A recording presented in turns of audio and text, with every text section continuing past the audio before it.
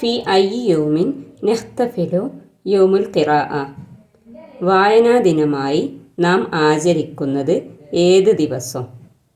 യൂനിയു 19, June 19. മൻ ഹാദ ഷഖ്സ്, ആരാണ് ഈ വ്യക്തി? പി.എൻ. പണിക്കർ. ഐന ഉലിദ പി.എൻ.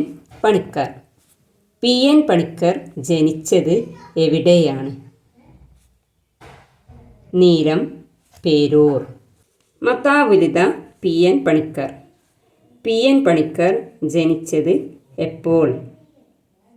1909 മാർച്ച് 1 പി.എൻ. പണിക്കർ ജനിച്ചത്. മൻ യഅറഫു ബി അബിൽ ലുഗത്തിൽ മലയാളമിയ, മലയാള ഭാഷാ പിതാവായി അറിയപ്പെടുന്നത് ആരാണ്? തുഞ്ചത്ത് എഴുത്തച്ഛൻ. മൻ യുറഫു ബി ബേപ്പൂർ സുൽത്താൻ, ബേപ്പൂർ സുൽത്താൻ എന്ന പേരിൽ അറിയപ്പെടുന്നത് ആരാണ്? വൈക്കം മുഹമ്മദ് ബഷീർ. മൻ യുറഫു ബി അബിൽ ലുഗത്തിൽ അറബിയ, അറബി ഭാഷയുടെ പിതാവായി അറിയപ്പെടുന്നത് ആരാണ്? യഅ്റബ് ഇബ്നു ഖഹ്ത്വാൻ. ഹയാത്തി റിസാലത്തി, എൻ്റെ ജീവിതമാണ് എൻ്റെ സന്ദേശം, ഇത് ആരാണ് പറഞ്ഞത്? മഹാത്മാ ഗാന്ധി.